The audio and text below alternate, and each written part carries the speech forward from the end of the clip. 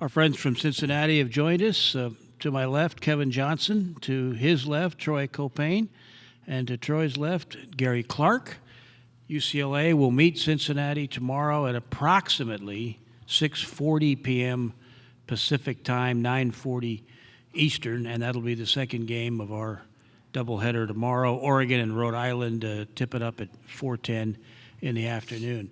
Kevin, I'll start with you. Quick question. How much have you guys had a chance to look at anything regarding UCLA?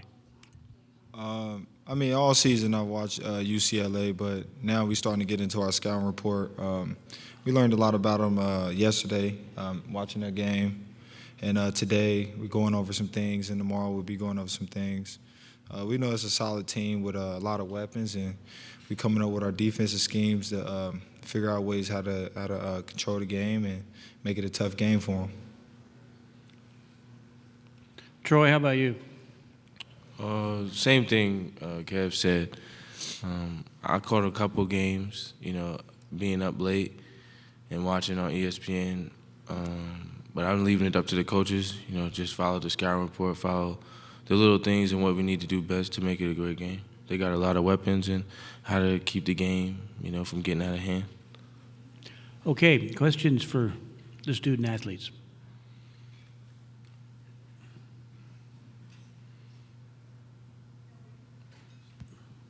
Ben Bolch, Los Angeles Times.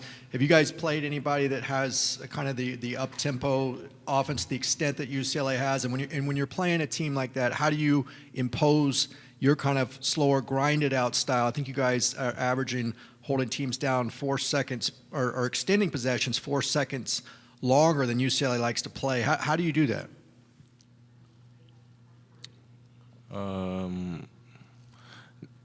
No live ball turnovers. Don't make the game get up and down and get back in transition. Hey, Gary, you guys are in this game. Everybody's talking. A lot of people will be talking about UCLA and their potent offense. You're viewed as the underdog, I think, by most. How do you guys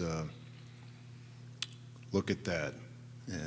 A challenge, or how do you overcome that? Oh, we just look at it. It's another game.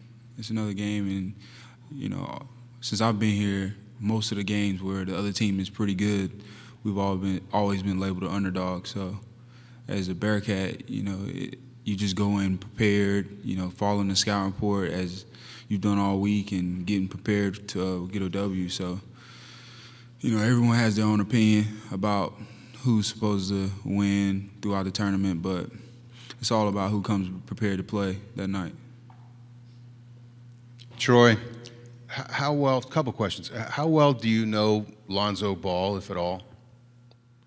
I don't really know him. I've seen him. I watched his highlight tapes on YouTube. Watched him play. Hear all the videos about him.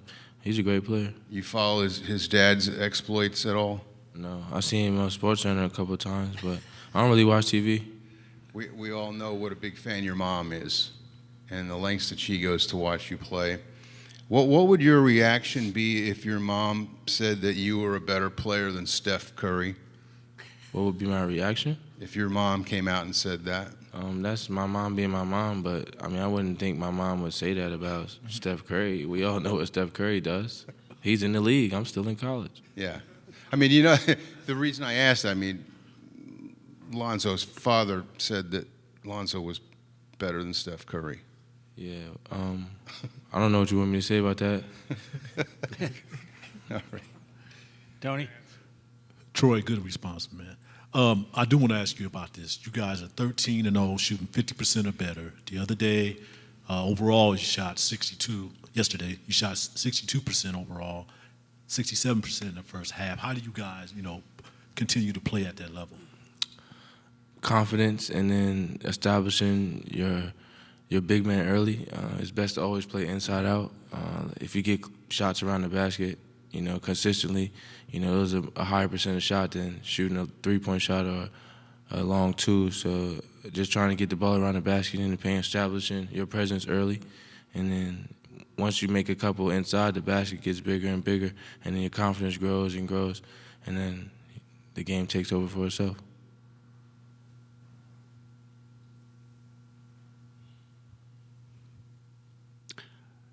Any other questions? Come on, guys. Ben?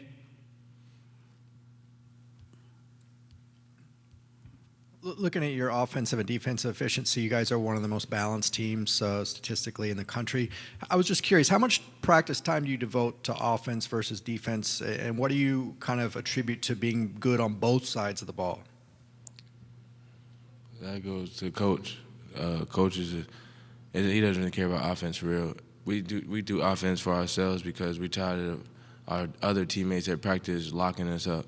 We're tired of the person that's guarding you lock you up every time, and coach, gassing him up like, yeah, shut him down. So then offense comes once you have somebody continuously heating you up every day, and that's at all 5 positions. For any of you three, based on the tape that you've seen so far, I know you mentioned the live ball turnovers. What else do you think will be key for you guys tomorrow against UCLA? I can't tell you as a player. I'm going to just tell you I don't know what to tell you. I'm going to wait for our meeting tonight between our coaches, and our coaches are going to give us the best remedy, to come out victorious. Similar question, Troy. You talked about looking at the YouTube video of Lonzo. Obviously, he has a lot of publicity behind him. When you get to this point in the tournament, how difficult is it to prepare for someone that you've never seen before? And do you go back to a YouTube, or you just strictly use what the coaching staff says? More what the coaches would say, what the coaches think, how to guard. That's how we say. The coaches do a great job. They've been studying film, which coach has this scout for plus days. They've been in and out, not even going to sleep. So whatever they would tell is the best way, and then you go back and remember what the games you watched or the highlights that you've seen, like, okay, yeah, he does this, or this player does this and this, and you try to put it, into game-like situation. But you don't never really know. It depends on how the game is being played.